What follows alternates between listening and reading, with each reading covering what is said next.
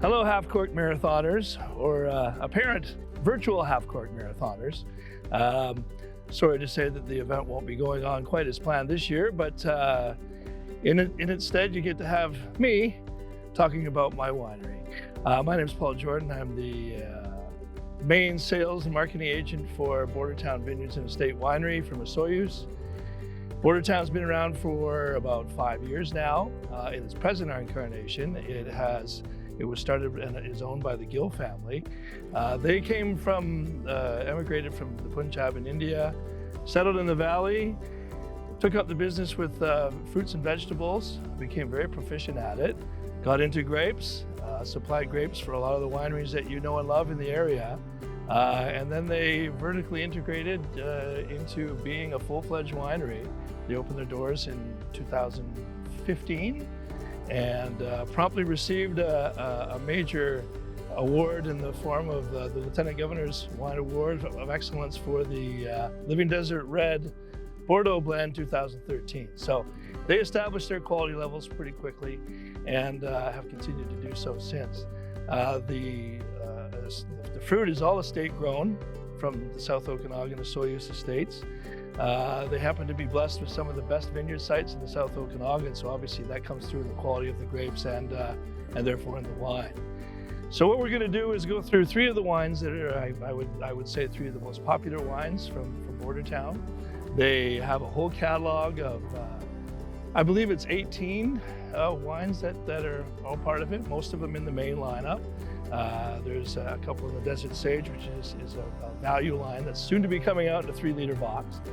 And anyhow, we'll do one white, the rosé, and one of the reds, just to get a bit of a cross section between what styles of wine that the winery has. So we'll start off with the Pinot Gris. This is the 17 vintage.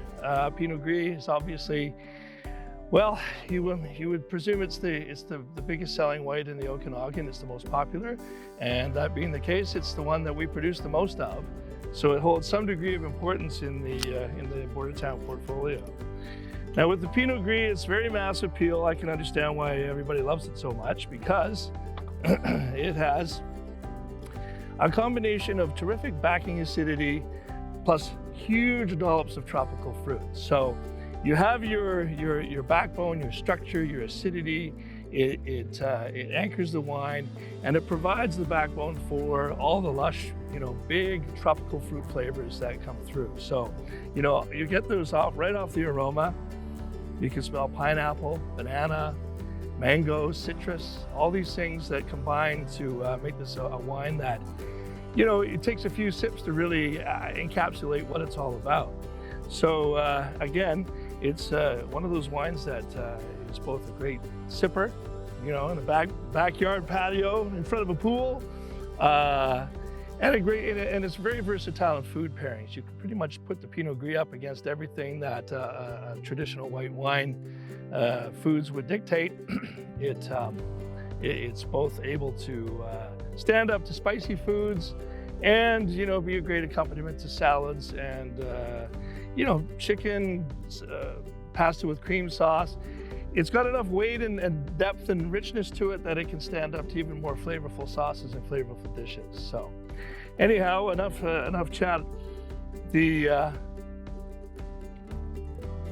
see, it really brings those tropical fruits, all that zingy flavors to the fore, and it really makes you desirous to get back for more, because it's a very thirst-quenching style of wine. So that's the Pinot Gris. It comes from 3 different separate vineyard parcels. The Pinot Gris grapes are very, very small. They're a light pink in color, and that's part of what gives the depth of color that you'll see from the wine as well.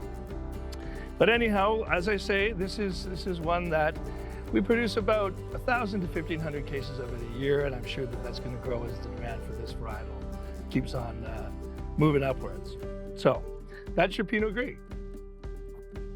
Now the next thing we're going to do is we'll do the rosé, and this rosé is made from Cabernet Franc grapes. Now, Cabernet Franc is I guess you would say, the mainstay grape varietal for Bordertown Winery. We're going to get into the red after this one. But there's a certain amount of parcel of land that they devote for rosé. And the consulting winemaker happens to be a specialist with rosé. In fact, he does his own label that does rosé with various different varietals. So different styles, different colors, different, and they sell out every year. So this one here is the Cabernet Franc Rosé 2019 vintage. This one has a little bit lighter color to it than the previous vintage, which was much heralded. But I find this one, and so the other people so far, have found this to be just as exceptional. This is very much done in the French Provence rosé style, which is in vogue these days. So very light pink color, but that belies the fact that when you pour it out and examine the nose and the flavors, you'll find that the light pink color belies the fact that this actually packs a wallop in terms of flavors and aromas. So you get a big bowl full of melon, watermelon, a little bit of rhubarb, obviously some strawberry and raspberry and those kind of fruits. They all come up at you all at once. And again, just as with the Pinot Gris, there's a crisp backbone that anchors it all. So, for both the Gris and the Cabernet Franc Rosé, there's no flabbiness. It doesn't come across as sickly sweet. It's still crisp, it's still dry. It's got that nice backbone to it and all the flavors that you could want for a rosé to bring to the fore. Now, I love rosé because it pretty much pairs with everything. Whereas Pinot Gris pairs with all the white wine dishes, rosé just plain pairs with everything. So you can run the gamut from dishes that would be associated with white wine all the way to hamburgers and steak and everything you'd have on a barbecue. That's the beauty of rosé. It pretty much goes with anything. And once again, is a great wine for a backyard pool on a Sunday afternoon. So that's the rosé. Now we'll examine its counterpart in the red wine, and that's the Cabernet Franc. This is the Cabernet Franc 2018 vintage. It just moved on to this from the 17, which was very highly regarded. Thankfully, we were able to go with the 18 right out of the tanks. We had to wait for it about 6-month gap last year, but this year rolled right into it, and it's already showing some fantastic red wine characteristics.